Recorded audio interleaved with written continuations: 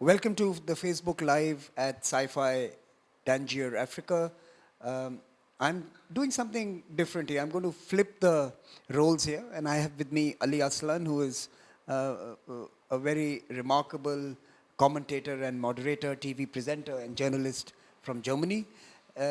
Usually, he's the one who quizzes guests and talks to experts and thinkers and individuals. I am going to quiz him today. And our topic this time is Europe and how does it find its position in this new technology landscape and in the age of the emergence of geotech, where politics, economics, trade, and in fact influence are colliding. So Ali, thank you for joining us at Tangiers. And it's my pleasure. Great. So let me get to the question straight, Ali Aslan. Europe. You have China, which is certainly its most persistent investor, actor. China has created groupings and organizations that are beginning to sometimes complement and other times contest with the writ of Brussels and EU. And of course, you have your old friend and ally across the Atlantic, the United States of America. Both are behaving badly. Europe will have to make a decision. How will Europe decide? Well, starting with a very easy one, I see. How will Europe decide? No, but indeed it is true. Europe, of course, is mired in a number of conflicts and has been for the past few years. We're talking refugee crisis, we're talking Euro crisis, we're talking Brexit, of course. We're talking the rise of populism. And all these topics, all these pertinent, very relevant, but critical issues are distracting Europe, of course, from positioning itself on major fronts, major political fronts, particularly also digital front. We're here at the CyFy Africa conference, a continent that is certainly very ambitious as far as playing a role in digitalization. So, yeah, I mean, and Europe, the 20th century certainly was first and foremost an American century, but also a European one. Europe certainly was a success story post 45. Post-World War II. But it's true that we're a little bit in a crisis right now, and in a permanent crisis mode. The enthusiasm that Europe used to evoke and incite in the people is perhaps no longer there across the board. Now, China and the US, as you said correctly, are positioning themselves, the two big elephants, if you will. They're battling out. And Europe is sort of in between. Not just geographically, but also, as I said, perhaps in danger of not keeping its eye on the ball. Again, I mean, right now, if you look, and you know Europe, if you walk around the streets and quiz people on the street what the most pressing issues are, you're not going to hear China. Mm-hmm. You're not going to hear the US. You're going to hear migration. You're going to have common currency. So what I'm trying to say is Europe is very much inward-looking these days. It's consumed by itself. It's very much consumed by itself and has been for a number of years. So, is there a realization in some sections of EU and some European countries that the fact that they are having to debate what choice will they make if it comes to US or China is itself a huge and dramatic shift from, say, 10 years ago, when there was no doubt in anyone's mind that the US was the automatic and natural partner? Of course, your question implies that Europe is speaking and acting with one voice. Mm-hmm. And of course, we know that is not true. I mean, we have Great Britain, who has been scheduled to leave for some time now. This is of course a blow. This is a blow to the unity of the European Union. By the way, also a blow to Great Britain, as I'm sure that country will find out soon enough, as soon as it leaves the Union. What I'm trying to say is, in order to deal with the United States, someone like Donald Trump Trump or Xi Jinping in China. You need to, of course, come across unified and with a united front. And right now, if you even look at the selection of the next EU commissioner, there's anything but a unified front. Unfortunately, we're still mired in national interests. Every country is sort of trying to put their interests first. So the idea that these are 28, soon to be 27 nations, hand in hand, walking towards the same distance, walking towards the same direction with the same vision, unfortunately, that's not the case. Now, in fact, how dangerous is this new trend? Are people beginning to think about a possible fracture or failure of the larger European project? I'm afraid so. First of all, you have politicians and parties that are openly promoting and openly working for the end of the European Union, for a unified Europe. And unfortunately, they're gaining ground in EU parliaments, in national parliaments and EU parliaments, as we've just seen. Thankfully, we expected a much bigger blow, greater... So we are celebrating a reduced enhancement of the those who want to leave. Indeed. I mean, if I had told you a few years back that the populace, the anti-EU fraction within the EU Parliament will gain 10 or 12%, we would have been devastated. Now, indeed, we're celebrating that it's not 20 or 25%. I mean, that's how far we've come. And it is true. I mean, Europe, of course, post-45 has sort of lost a little bit of its meaning, if you will, right? A lot of people are getting up in the morning and perhaps are questioning the relevance of the continent, both politically and economically. And someone like Great Britain then gets up in the morning and thinks it can go it alone. Correct. But it's true. If you are, the brand perhaps is not as sexy as it used to be after the Euro crisis, after the migration crisis, after the Brexit debate. Europe is being seen in the context of a crisis. So in that sense, yes, there's very much, I'm not going to sit here in Tangier, Morocco, and I'm going to predict the end of the European Union, but the fact that parties and politicians are gaining votes who are campaigning exactly on that platform are gaining 10% of the vote should give you cause for thinking. Now, in some reportage around these debates in Europe, there is an easy explanation that it's actually a certain kind of the demography, a certain kind of a class or a demographic section of society that is part of this anti-European agenda.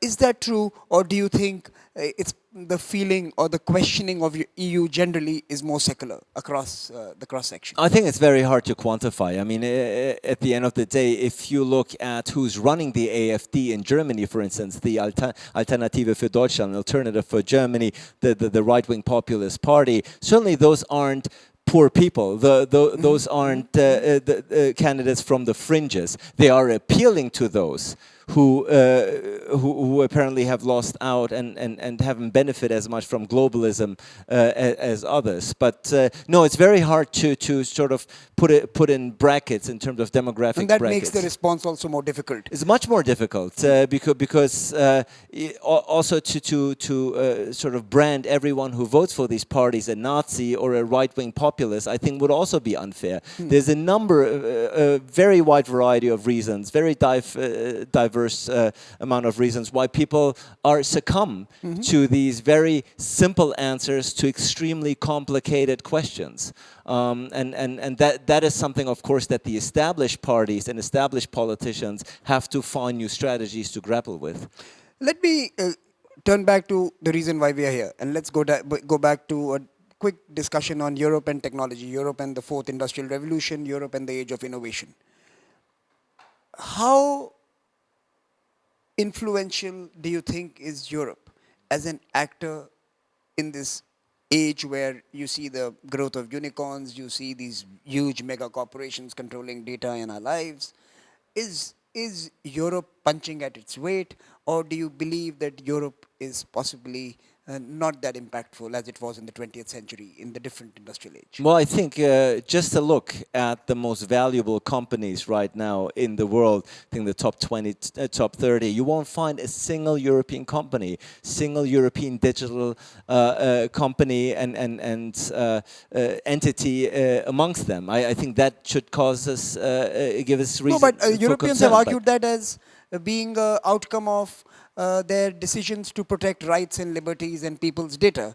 And they do not want data monopolies, and they don't want surveillance capitalism, the American style surveillance capitalism or the Chinese style state capitalism to flourish based on our own personal fuels, which is our own information about our lives. Indeed, and it is true that the Europeans have a different perspective on this issue, meaning regulation is not a dirty word. In Europe, consumer protection, privacy protection are not dirty words. But at the same time, is that a reason to stifle innovation? I mean, I'm walking around sometimes with my cell phone in Berlin, and I get 3G reception.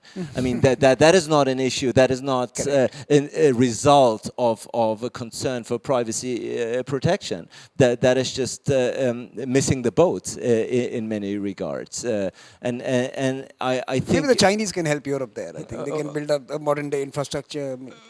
I know the American friends will be a little uncomfortable, but on that point, many European countries today seem to be willing and eager to embrace the Chinese opportunity. Now, recently I read that Germany is rethinking as well. Is there a sense on what is happening here? You know, it's interesting. We just a recent survey was launched in Germany about Germans' attitude towards Americans, their longtime ally, obviously, and the Chinese. And they don't like Americans, I was told. That's the thing. I mean, that's a very interesting part. In the year 2019, in which the survey was published, more Germans are concerned about America and have a greater dislike for America than about China. Now, that, of course, there's a Trump effect, no doubt. Trump is very much, I wouldn't say, obviously, anti-German, but he comes down harsh on Germany as far as defense spending and NATO and on tariffs and trade and so on and so forth. So clearly that there's a backlash on that. But at the same time, there might be also somewhat an amount of naivete in Europe and Germany in particular when it comes to dealing with China. We see China as a huge open market for German goods. After all, as the Mercedes-Benz, they'll confirm in the affirmative. There you go. I mean, Germany is still in the 21st century one of the leading export nations in the world. So, but I think to see China solely and exclusively through those lenses, namely as a place to trade with and to make money, might be a bit naive. At the end of the day, China is a force to be reckoned with. That is inevitable and that is irreversible. So clearly Germany and Europe must find a way to come to terms with China. The question is, are the benefits mutual in that particular regard? Finally, Ali, as a journalist, let me ask you this question. How has technology changed your profession and your life, and perhaps even the way you now prepare yourself for the conduct of your job? No, very much so. I mean, at the end of the day, the speed has increased so much. It used to be that people would wait for the newspaper the next day to get the news. Remember those days, Samir? We used to be waiting for the morning newspaper. There you go. Yeah. There you go. You and I are old enough to remember those days. Now, of course, the decline in newspapers, decline in magazines is a clear indicament of the fact that speed is very much a factor. Now, sometimes speed can come at the expense of accuracy, of course, and that is something that gives me, frankly, cause for concern. Journalism, I believe, is still relevant. Is still relevant in the 21st century, even at a time when all of us, each of us with a cell phone can be a journalist, Correct. If you will. We can report, we can record incidents, we can write our own blogs. Nobody is dependent on Samir Saran and Ali Aslan sort of to give them a perspective on things anymore. But just because everyone can chime in, and everyone does chime in, and everyone does contribute. Just look at Twitter. I think journalism, meaning the need for facts, and the provision for facts has become indispensable and is indispensable. So good quality journalism that is not mired in the who's gonna break the news faster, but rather gets the facts straight and sort of, you know, this convolution of data, the convolution of news, the convolution of info that is out there, which makes a lot of people prone and susceptible to fake news as well. I think journalism here still plays a greater role. It might have to look for other platforms now. It might have to look for other sources of revenue. Some countries have been very good at the United States, for instance. If we look at the New York Times, they have certainly been very successful at In writing reforming their model, their business model. Right? It's no longer the printed newspaper that brings in the money, but the digital subscriptions. But yeah, journalism and the way also that I prepare. I mean, for me, it's a blessing and a curse. It's a blessing, of course, as well. I have much greater and much quicker insight and access to information. If I do a report on India, if I do a report on Samir Saran, 2-3 clicks.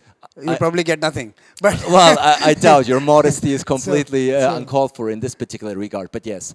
Great. So thank you, Ali, for talking to us. Thank you for speaking on Europe, on technology, on US and China, and of course on journalism itself. Let me just make one final point there, because I don't want to come across as too pessimistic on Europe. This is a continent I live in, and this is a continent I grew up in. Right? No, Europe and love. I mean, Europe still, and I hope, this is, I think, a mixture of hope and expectation, will still remain relevant. Yes, of course, China and the US are going to lead the pack. Your country, India, is very much at the forefront, will be very much at the forefront. We have demographic problems. We're growing old.